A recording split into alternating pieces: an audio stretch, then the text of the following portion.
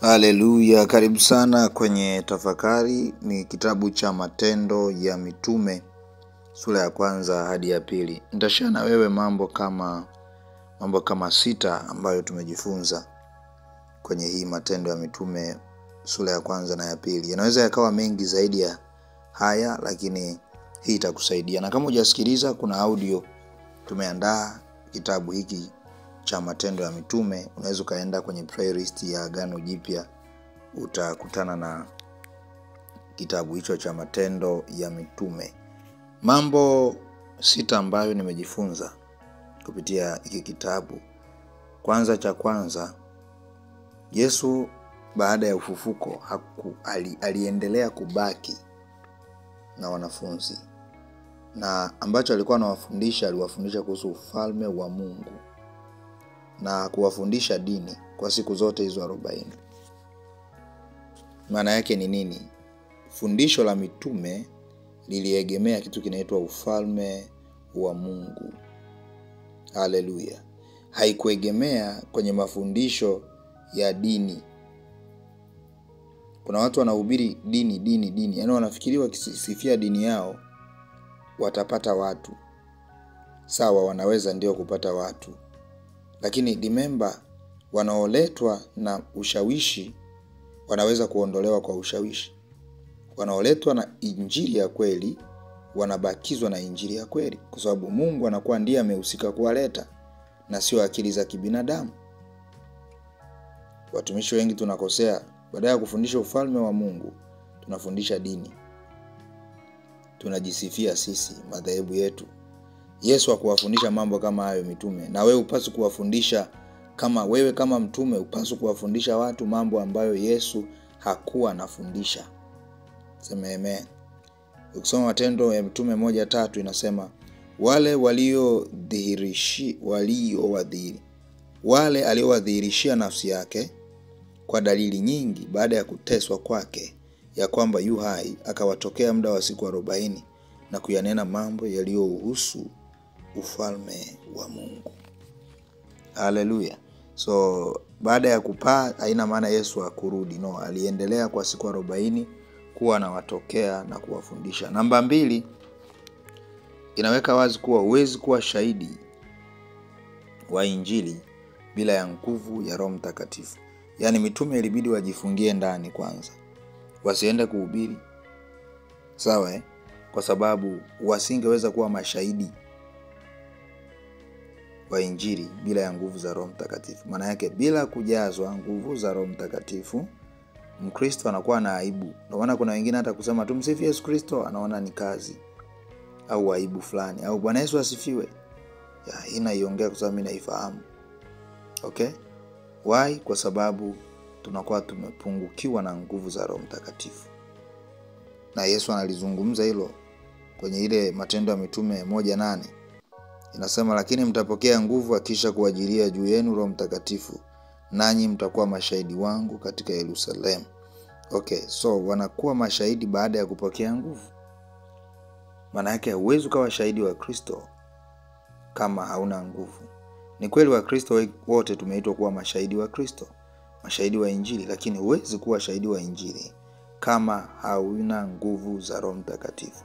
Kwa sababu maandiko yanasema si kwa nguvu wala si kwa uweza, bali ni kwa Roho Mtakatifu. Sema amina kama unanielewa.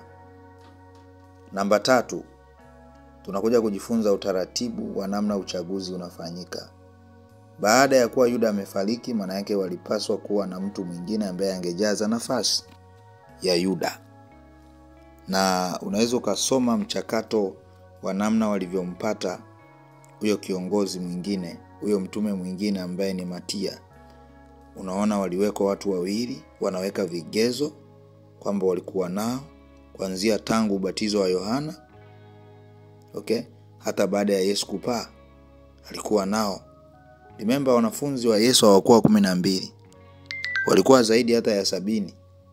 Japokuwa kuna mahali isema aliwatuma 70. Haleluya.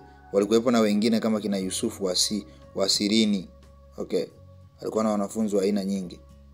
So tunakuja kujifunza hapa kilichofanyika ni nini. Ukisoma Matendo ya Mitume 1:24 inasema, kisha wakaomba wakasema, wewe Bwana ujuae mioyo ya watu wote, tuonyeshe ni nani uliyemchagua katika hawa wawili. Nataka nikwambie ni hivi, hawa jamaa waliomba msaada wa Roho Mtakatifu awasaidie, kwa sababu yeye ndiye anayejua mioyo. Hatuwachagui watu kwa sababu ya muonekano wa nje. Tunawachagua watu kwa sababu ya mioyo yao. Sasa watu wengi tumekuwa tukichagua hata viongozi makanisani kwa kuangalia ni mwalimu, kuangalia ni daktari, yani mtu ambaye ana mshahara. Watu wanaangalia elimu, hawaangalii mioyo tena. Unajua kwa sababu gani? Wanachagua mwilini, sio rohoni. Anayejua mioyo ya watu ni Mungu mwenyewe. Manake these people walikaa kwanza wakaomba, kisha wakaomba wakasema. Hapa ni kwamba inaonekana short, lakini these guys they prayed kabisa maombi kwamba wafunuliwe kiongozi ni upi.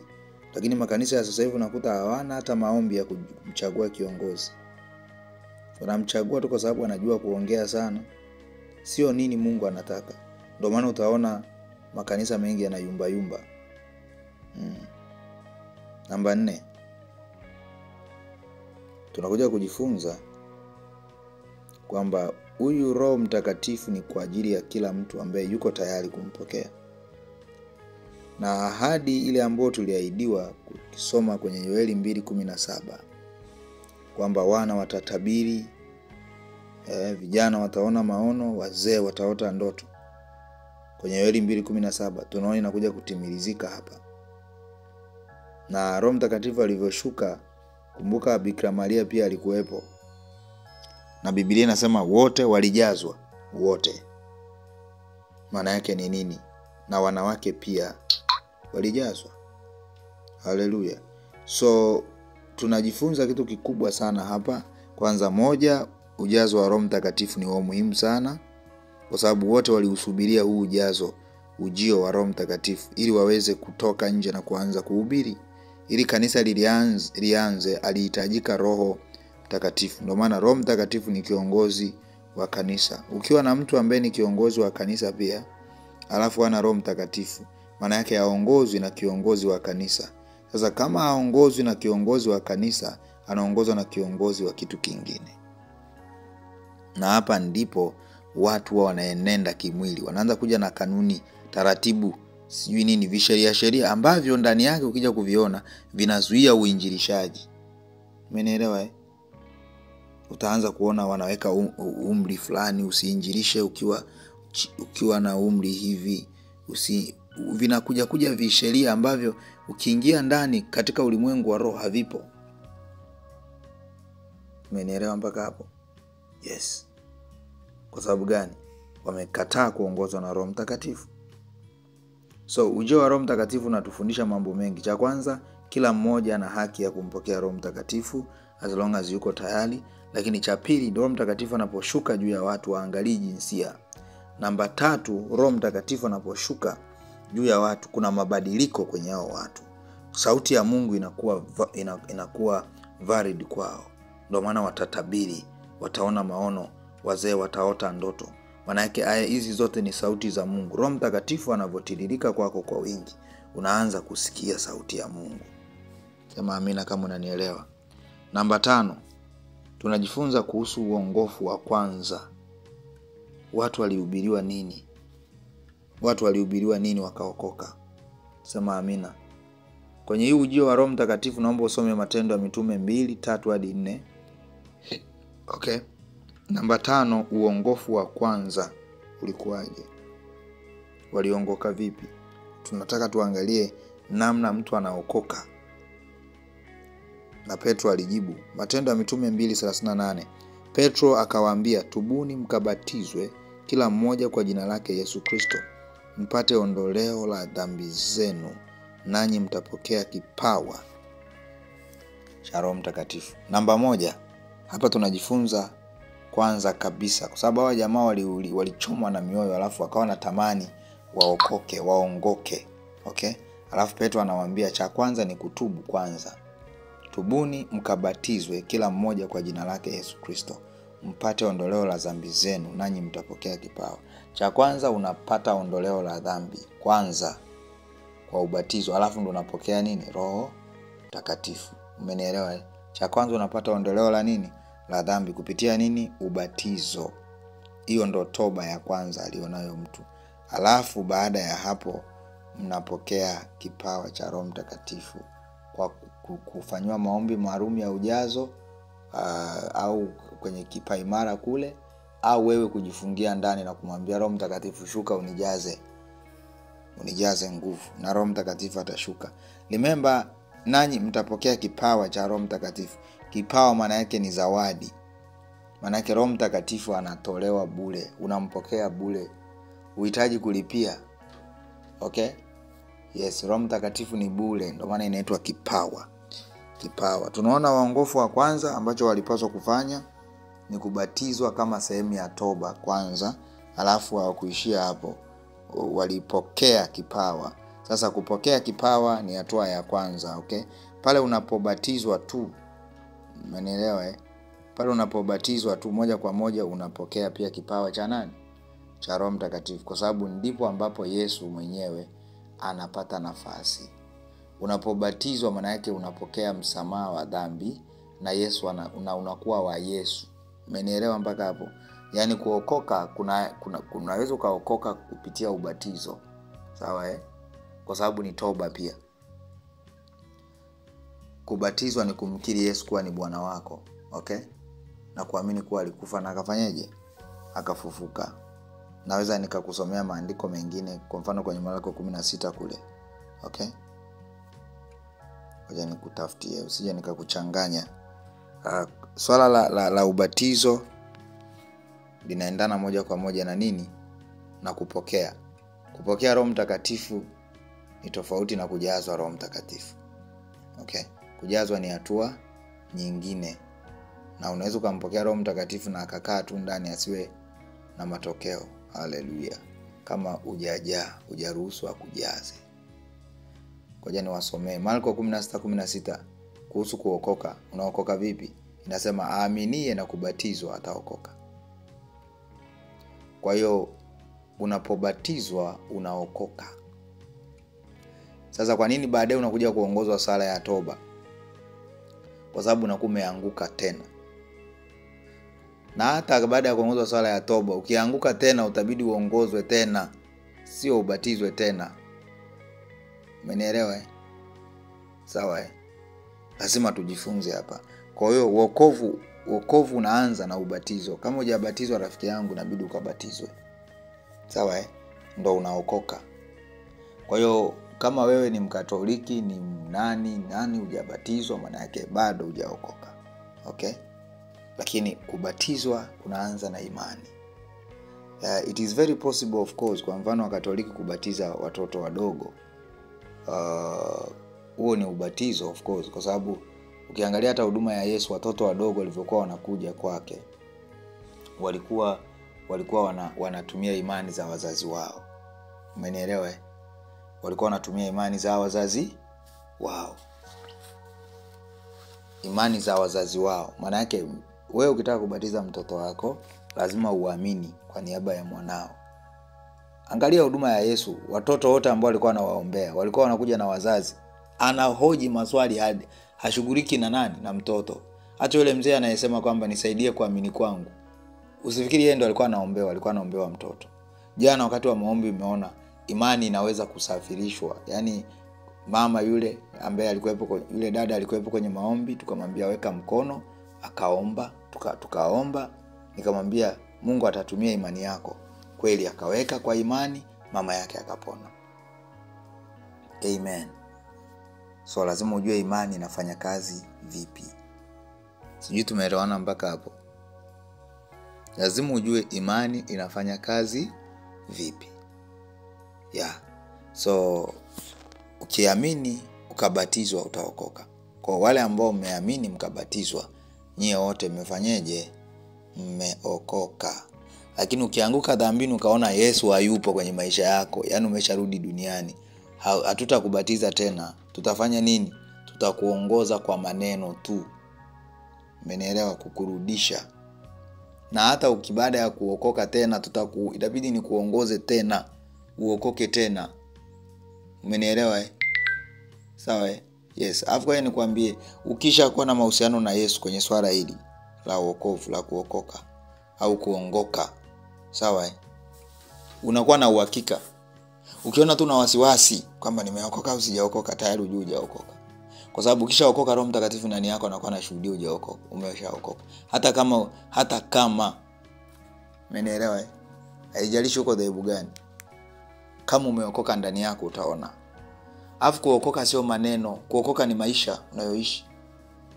Usije ukafikiri kuokoka ni kuongozwa sala ya toba. No, ni mabadiliko yanayotokea baada ya kuongozwa sala ya toba. Ni mabadiliko yanayotokea baada ya kubatizwa. Sasa umeongozwa tu sala ya toba, unaishi maisha yale yale, alafu unasema nimeokoka. Bado hujaokoka. Uliongozwa sala ya toba ila ukuokoka.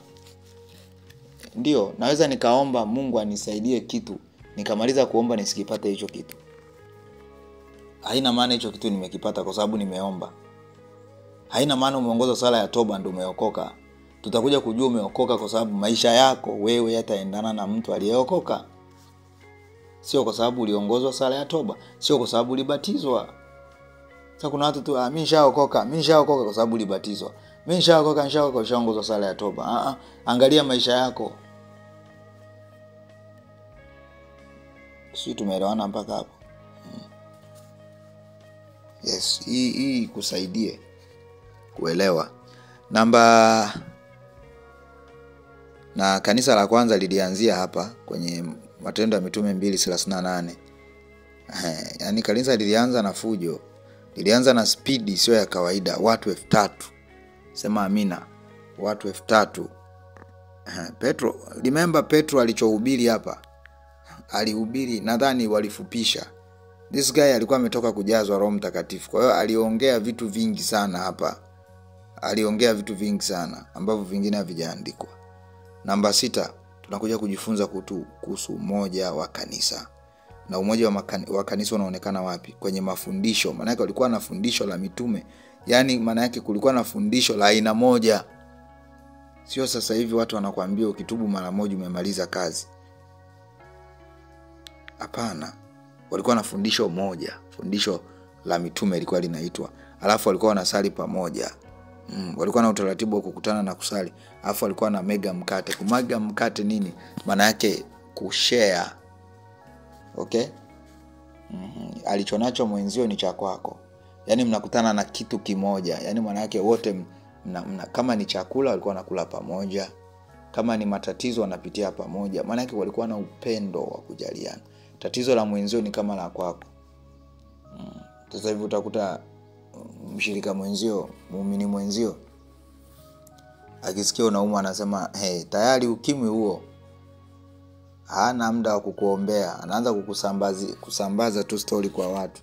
Hao walikuwa wanaumega mkate pamoja, maana yake walikuwa wanaomba pamoja. Walikuwa na utaratibu wa kuomba nini? Pamoja. Naomba tusome Matendo ya Mitume 2:42. Haleluya.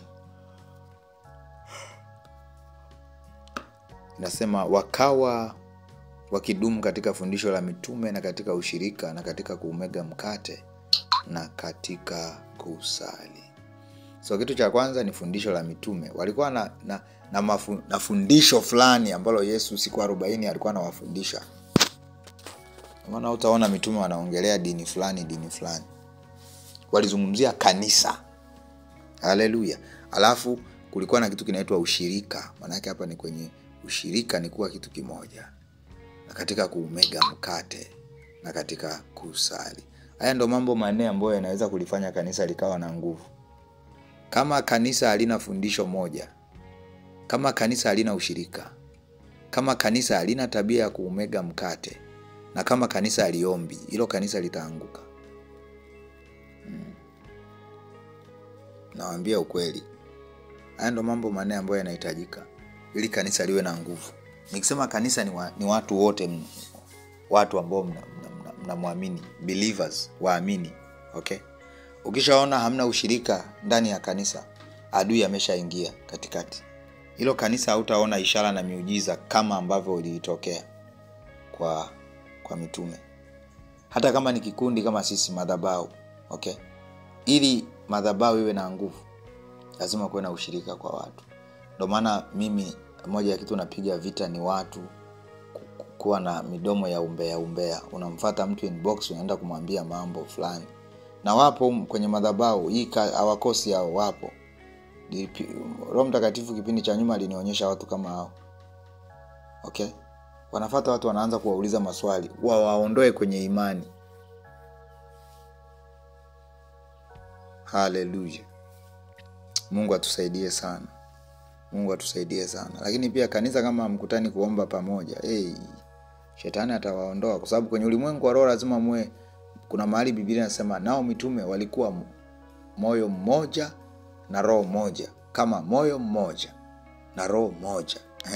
Ndio maana kuna mahali utasoma huko mbele, Petro alikuwa akipita kivuli chake tu, watu wanapona, wanasimama. Kina Paulo huko mbele utaanza kumsoma Paulo nguo zake, alikuwa watu wanachukua nguo zake, wakishika mapepo yanatoka. Lakini kanisa la sasa hivi limekosa nguvu.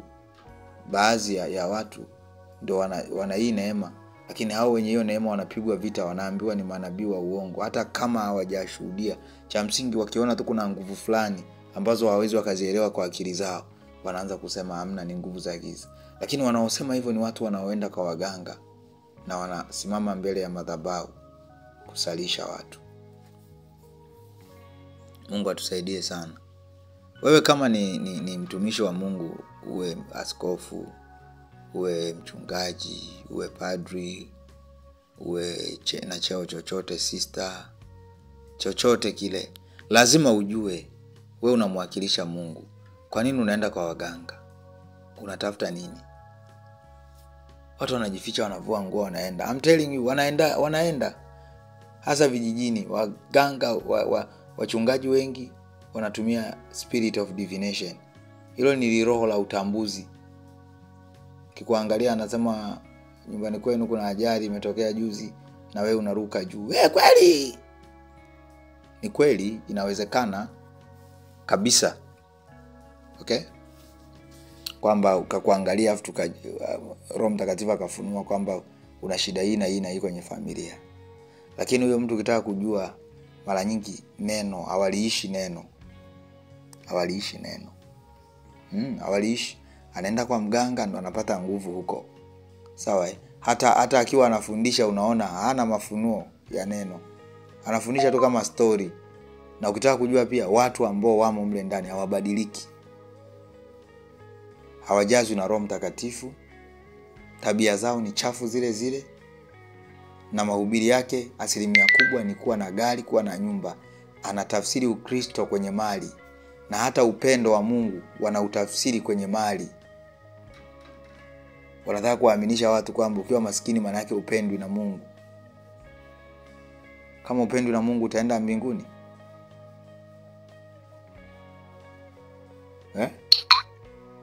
Upendo wa Mungu haupimwi hivyo. Upendo wa Mungu anakupenda hata kama utaenda motoni. Atakuwa anakupenda hivyo hivyo.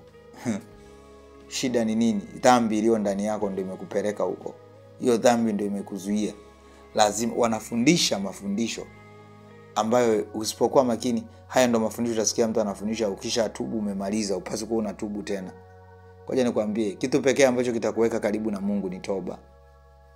Ukiona mtumishi haongozi sala ya toba, au ukiona mtumishi hazungumzii toba, maana yake kuna shida.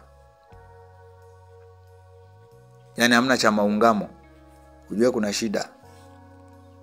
Hakuna cha kuungama. Ukitenda dhambi umemaliza. Ukishaokoka umemaliza.